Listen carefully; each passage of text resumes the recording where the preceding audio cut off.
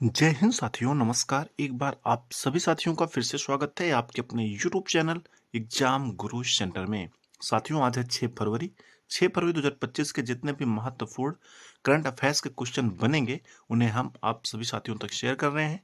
आप सभी साथी सेशन को पूरा देखिएगा। अगर पसंद आए तो एक लाइक अवश्य करिएगा।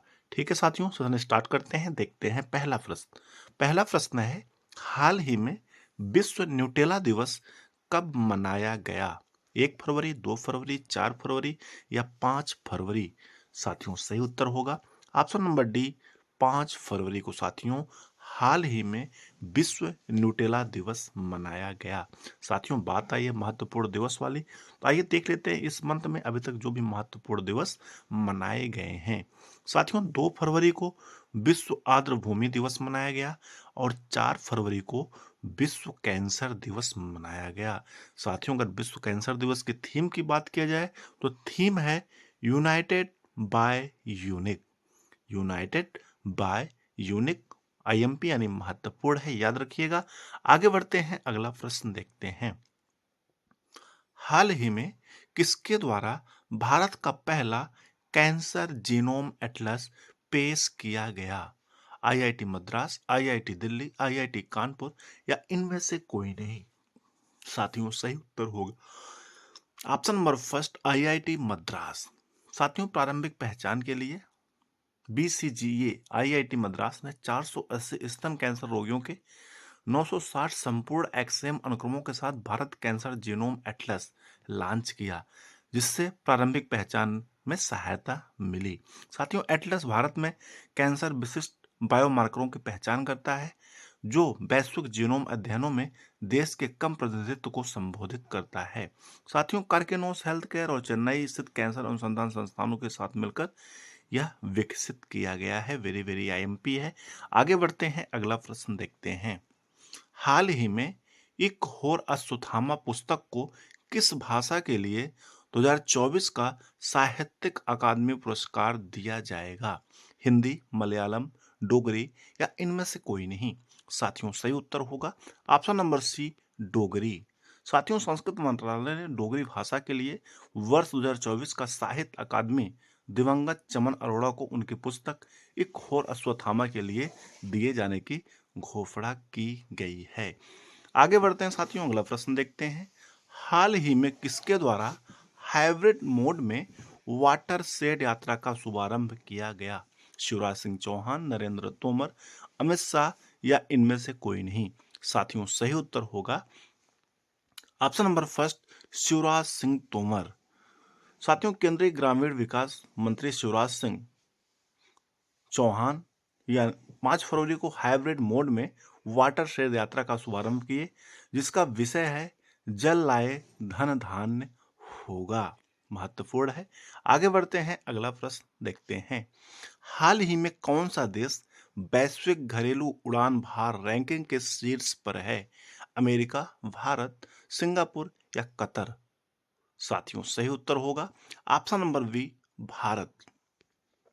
साथियों, भारत घरेलू उड़ानों के लिए यात्री लोड फैक्टर पीएलएफ में वैश्विक नेता बनकर उभरा है, जिसने 2024 में 86.4% का प्रभावशाली आंकड़ा दर्ज किया है।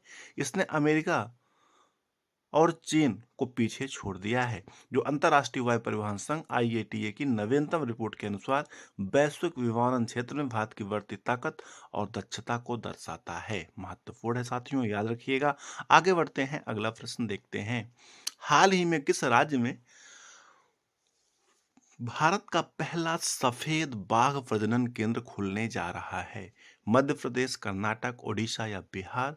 साथियों, सही उत्तर होगा option number first, Madhya Pradesh. साथियों, केंद्रीय चिड़ियाघर प्राधिकरण सीजीए ने मध्य प्रदेश के रीवा जिले में भारत के पहले सफेद बाघ प्रजनन केंद्र को मंजूरी दे दी है। साथियों, यह पहल वन्यजीव संरक्षण की दिशा में एक महत्वपूर्ण कदम है। इस प्रजनन केंद्र से जैव विविधता संरक्षण को बढ़ावा, वन्यजीव पर्यटन का विकास और स्थानीय लोगों के लिए रोजगार के अवसर सृजित होने की उम्मीद है। आगे बढ़ते हैं, अगला प्रश्न देखते हैं। हाल ही में किसके द्वारा बड़े क्षेत्र में एडिटिव मैन्युफैक्चरिंग प्रणाली का अनावरण किया गया? इसरो या चेएल हेल, डीआरडीओ या इनमें से कोई नहीं। साथियों सही उत्तर होगा ऑप्शन नंबर सी, डीआरडीओ।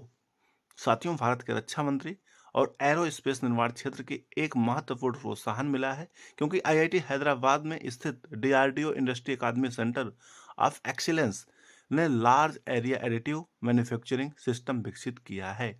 यह नवाचार आईआईटी हैदराबाद, डीआरडीओ की डिफेंस रिसर्च एवं डेवलपमेंट लेबोरेटरी और विभिन्न उद्योग भागीदारियों की सहयोग से तैयार किया गया है, जो बड़े पैमानों पर धातु घटकों के निर्माण की प्रक्रिया को बदलने के लिए तैयार है। साथियों विशेष रूप से एरोस्पेस और रक्षा उद्योगों में यह तकनीकी भारत को उन्नत विनिर्माण प्रौद्योगिकी में आत्मनिर्भर बनाएगी। इंपॉर्टेंट है साथियों, डीआरडीओ का हेडक्वार्टर है नई दिल्ली। आगे बढ़ते हैं, अगला प्रश्न देखते हैं। हाल ही में कौन सा राज्य भारत का पहला आर्टिफिशियल इंटेलिजेंस विश्वविद्यालय स्थापित करने जा रहा है?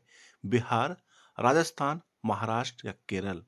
साथियों सही उत्तर होगा ऑप्शन नंबर सी, महाराष्ट्र। साथियों महाराष्ट्र भारत का पहला आर्टिफिशियल इंटेलिजेंस विश्वविद्यालय स्थापित करने जा रहा है, जो एआई शिक्षा, अनुसंधान और नवाचार को बढ़ावा देने के लिए एक महत्वपूर्ण कदम है।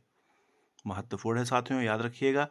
आगे बढ़ते हैं, अगला प्रश्न देखते हैं।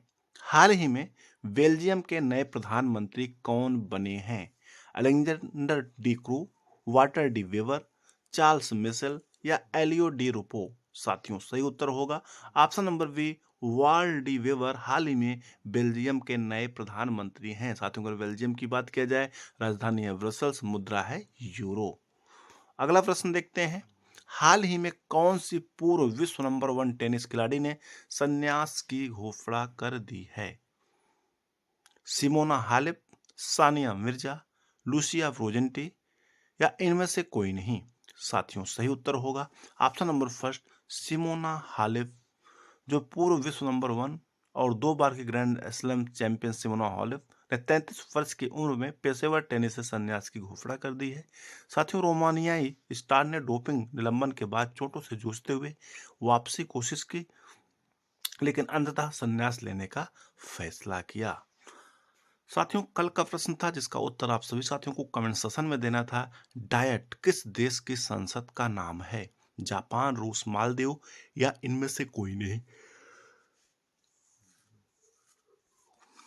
साथियों सही उत्तर होगा option number first, Japan. Japan की संसद का नाम साथियों डायट है, कई बार एग्जाम में पूछा गया है। अगर रूस की संसद के नाम की बात किया जाए तो रूस की संसद का नाम है ड्यूमा। मालदीव की संसद का नाम है मजलिस। साथियों आज का प्रश्न है आप सभी साथियों के लिए, जिसका उत्तर आप सभी साथियों को कमेंट सेक्शन में देना है। भारत के किस राज्य से होकर कर्क रेखा नहीं गुजरती है? झारखंड, मिजोरम, त्रिपुरा या हिमाचल प्रदेश?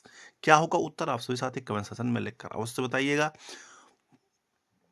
साथियों इस प्रकार से आज का अपना महत्वपूर्ण सेशन कंप्लीट हुआ। हमें उम्मीद है आप सभी साथियों को सेशन अवश्य पसंद आया होगा। अगर पसंद आया हो तो एक लाइक करिएगा, ज़्यादा से ज़्यादा शेयर करिएगा। अगर चैनल पर पहली बार आए हैं साथियों तो चैनल को सब्सक्राइब कर लीजिएगा, साथ में बेल आइकन प्रेस करिएगा, जिससे कोई न्यू वीडियो बनती है तो आप सभी साथियों तक नोटिफिकेशन के माध्यम से सबसे पहले प्राप्त होता रहे। ठीक है साथियों, thanks for watching. Exam group hundred परिवार से जुड़ने के लिए बहुत बहुत धन्यवाद। मिलते हैं नेक्स्ट पार्ट में, तब तक के लिए जय हिंद, बेस्ट ऑफ लक, नमस्कार।